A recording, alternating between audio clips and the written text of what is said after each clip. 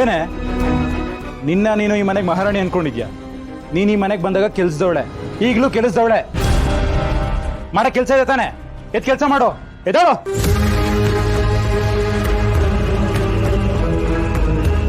ಅಂತೂ ಅಮ್ಮ ಮಗ ಸೇರ್ಕೊಂಡು ಈಟೆಲ್ಲ ನಾಟಕ ಮಾಡಿ ಅನ್ಯಾಯ ಮಾಡಿ ಮೋಸ ಮಾಡ್ಬಿಟ್ರಲ್ಲ. ಅನ್ನ ಹಾಕಿದ ಮನೆಗೆ ಕನ್ನ ಹಾಕೋರು ಅನ್ನೋ ಮಾತೇ ಇದೆ. ಆದ್ರೆ ನೀವು ಅನ್ನ ಹಾಕಿದ ಮನೆನೇ ನುಂಗಿ ನೀರ್ ಕುಡ್ದವ್ರು. ಈ ದೊಡ್ಡ ಮನೇಲಿ ಈಗ ಯಾರು ಇಲ್ಲ, ನಾವೇ 3 ಜನ. ಸಂಬಂಧಿಕರು ಅನ್ನೋದನ್ನು ನೋಡ್ದೆ ಎಲ್ರಿಗೂ ಮೋಸ ಮಾಡಿ ಈತೆಲ್ಲ ಆಸ್ತಿ ಮಾಡಿದ್ರಲ್ಲ, ಈಗ ಅದನ್ನೆಲ್ಲ ಇಟ್ಕೊಂಡು ಏನ್ ಮಾಡ್ತೀರಾ? ಅನ್ಯಾಯ ದುಡ್ಡು ವಿಷ ಇದ್ದಂಗೆ, ಅದು ನಿಮ್ನ ಕೊಲ್ಲೋವರೆಗೂ ಸುಮ್ನೆ ಬಿಡಕ್ಕಿಲ್ಲ. ಮುಚ್ಚೆ ಬಾಯಿ. ಉಪದೇಶ ಮಾಡೋದಕ್ಕೆ ಬರ್ಬೇಡ. ಉಪದೇಶ ಮಾಡೋದಕ್ಕೆ ನೀನ್ ಯಾರು? ಅವತ್ತು ಅವ್ರನ್ನೆಲ್ಲ ಮನೆಯಿಂದ ಹೊರಗಡೆ ಹಾಕಿದ್ವಲ್ಲ, ನಿನ್ನ ಎಷ್ಟೊತ್ತು ಬೇಕಿತ್ತು ಮನೆಯಿಂದ ಹೊರಗಡೆ ಹಾಕೋದಕ್ಕೆ? ನಿನ್ನನ್ನು ಉಳಿಸ್ಕೊಂಡ್ರದೇನಕ್ಕೆ? ಏನೋ ನಾನು ನಿನ್ನ ಕುತ್ತಿಗೆ ತಾಳಿ ಕಟ್ಟಿದ್ದೀನಿ, ನಿನ್ನ ಹೊಟ್ಟೆಲಿ ಮಗು ಇದೆ, ಆ ಕಾರಣಕ್ಕಲ್ಲ. ಈ ಮನೆಗೆ ನಿಯತ್ತಾಗಿ ಕೆಲಸ ಮಾಡ್ಕೊಂಡು ಹೋಗೋದಕ್ಕೆ ಒಬ್ರು ಬೇಕಿತ್ತು, ಮನೆ ಬಗ್ಗೆ ಗೊತ್ತಿರೋರೊಬ್ರು ಬೇಕಿತ್ತು. ಅದಕ್ಕೆ ನಿನ್ನ ಉಳಿಸ್ಕೊಂಡಿರೋದು. ಹೇಳಿದ್ದನ್ನ ಕೇಳ್ಕೊಂಡು ಹಾಕಿದ್ದನ್ನ ತಿನ್ಕೊಂಡು ಈ ಮನೇಲಿ ಬಿದ್ದಿರ್ತೀಯ ಅಂದ್ರೆ ಇರೋ, ಇಲ್ಲ ಜಾಗ ಖಾಲಿ ಮಾಡೋ.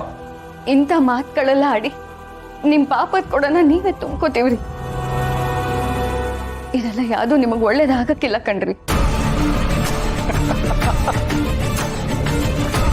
ಲೇ ಏನ ಒಳ್ಳೆಯವರ? ಈ ಪ್ರಪಂಚದಲ್ಲಿ ಒಳ್ಳೆಯವ್ರು ಯಾರು ಗೊತ್ತಾ?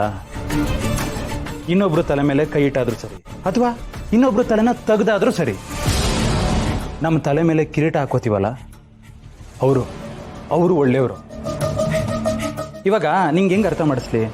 ಹಾಂ, ನೀನು ನಾಯಿನ ಸಿಂಹಾಸನದ ಮೇಲೆ ಕೂರಿಸಿದ್ರೆ ಏನು ಪ್ರಯೋಜನ ಹೇಳು? ಏನು ಪ್ರಯೋಜನ ಇಲ್ಲ.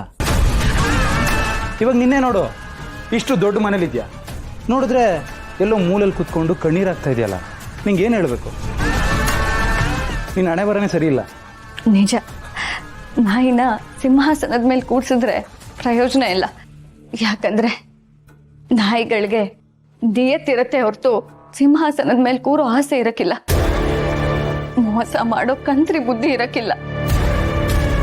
ಅದೆಲ್ಲ ಏನಿದ್ರು ನಾಯಿಗಿಂತ ಕೀಳಾಗಿರೋ ನಿಮ್ಮಂತವ್ರಿಗೆ ಮಾತ್ರ ಅಂತ ಬುದ್ಧಿ ಇರೋದು.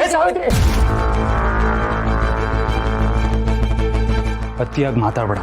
ಇವಾಗ ನೀನು ಆಡೋ ಮಾತನ್ನ ಕೇಳಿಸ್ಕೊಂಡು ಸಹಿಸ್ಕೊಂಡು ಸುಮ್ಮನೆ ಇರ್ತೀನಿ ಅಂತ ಅನ್ಕೋಬೇಡ.